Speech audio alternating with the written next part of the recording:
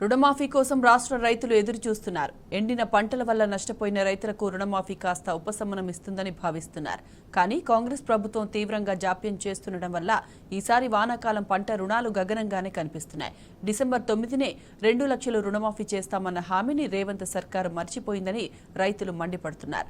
కాంగ్రెస్ అబద్ధపు హామీలతో తమను నమ్మించి మోసం చేసిందని ఆవేదన వ్యక్తం చేస్తున్నారు.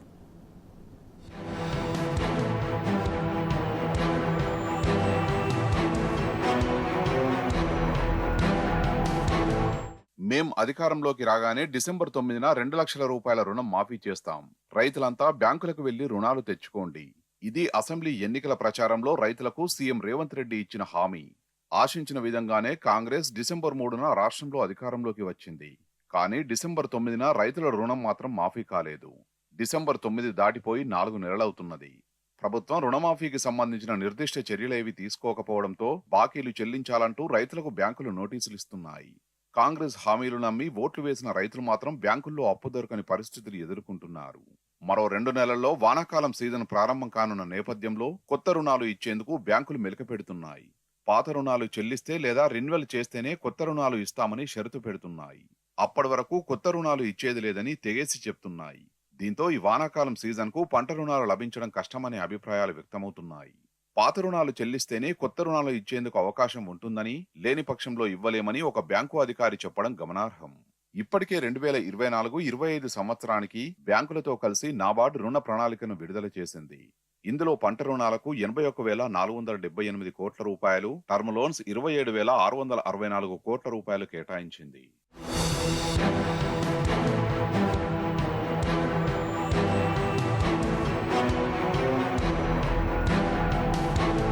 కాంగ్రెస్ ప్రభుత్వం అధికారంలోకి వచ్చి 4 నెలలైనా రుణమాఫీని సీరియస్ గా తీసుకున్నట్టు కనిపించడం లేదు. రుణమాఫీ చేస్తామని మంత్రులు ప్రకటనలు చేస్తున్నా ప్రణాళికాబద్ధమైన కార్యాచరణ లోపించిందనే విమర్శలున్నాయి. ప్రభుత్వం కొలువుదీరిన కొత్తలో 1-2 సమావేశాలు జరిగాయి. రుణమాఫీ కోసం ప్రత్యేకంగా కార్పొరేషన్ ఏర్పాటు చేసి రైతుల రుణాల్ని ఆ కార్పొరేషన్ కు బదిలీ చేయించుకోవాలనే ప్రతిపాదనను ప్రభుత్వం తీసుకొచ్చింది. ఇందుకు బ్యాంకుల నుంచి అభ్యంతరాలు వ్యక్తమైనట్టు తెలిసింది. ఆ కార్పొరేషన్ కు ఆదాయ వనరుల్ని చూపించాల్సి ఉంటుందని, లేని పక్షంలో ఈ ప్రతిపాదన పట్టాలెక్కడం కష్టమనే అభిప్రాయాలు వ్యక్తమైనట్టు తెలిసింది.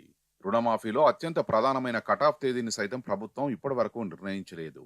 ఏ తేదీ నుంచి ఏ తేదీ వరకు రుణాలు తీసుకున్న వారికి రుణమాఫీ పథకాన్ని వర్తింపజేయాలనే అంశంపై స్పష్టత లేదు. దీంతో రుణమాఫీ ఎవరికి వర్తిస్తుందో ఎవరికి వర్తించదో అర్థం కాని పరిస్థితి. లోక్సభ ఎన్నికల కోడ్ ముగిసే వరకు రుణమాఫీకి సంబంధించి ఎలాంటి నిర్ణయం తీసుకునే అవకాశం కనిపించడం లేదు.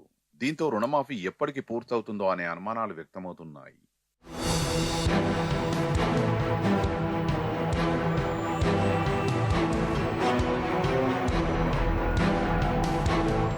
బీఆర్ఎస్ ప్రభుత్వం అధికారంలో ఉన్న 2 సార్లు రైతుల రుణాలను 1 లక్ష రూపాయల చొప్పున మాఫీ చేసింది.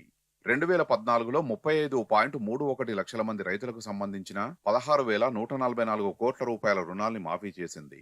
2018లో రెండోసారి అధికారంలోకి వచ్చిన తర్వాత సుమారు 23 లక్షల మంది రైతులకు సంబంధించి 13,000 కోట్ల రూపాయల రుణాల్ని మాఫీ చేసింది. ఈ విధంగా మొత్తంగా కేసీఆర్ సర్కారు సుమారు 30,000 కోట్ల రూపాయల వరకు రైతుల రుణాల్ని మాఫీ చేసింది.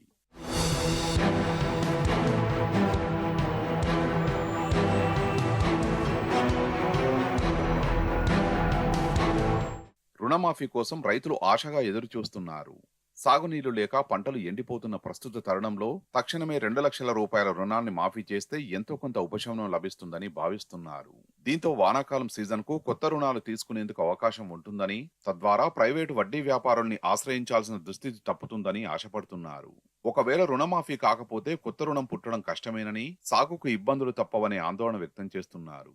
5 ఎకరాలు పైబడిన వారికి ఇంకా రైతు బంధు సొమ్ములు అందకపోవడం, యాసంగి సీజన్ దెబ్బతీయడంతో పాత రుణాలకు వడ్డీలు చెల్లించి రెన్యువల్ చేయించుకునే స్తోమత కూడా లేకుండా పోయిందని పెద్ద రైతులు సైతం ఆందోళన వ్యక్తం చేస్తున్నారు.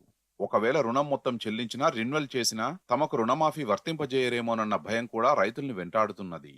దీంతో రెన్యువల్ చేయించుకోవడానికి రైతులు ఆసక్తి చూపడం లేదు.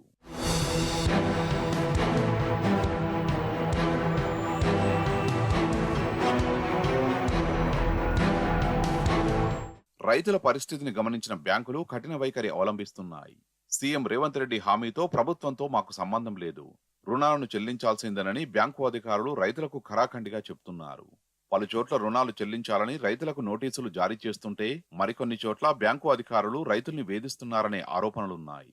మెదక్ జిల్లా కొత్వాల్పల్లి గ్రామంలో ఇలాంటి ఘటనే జరిగింది.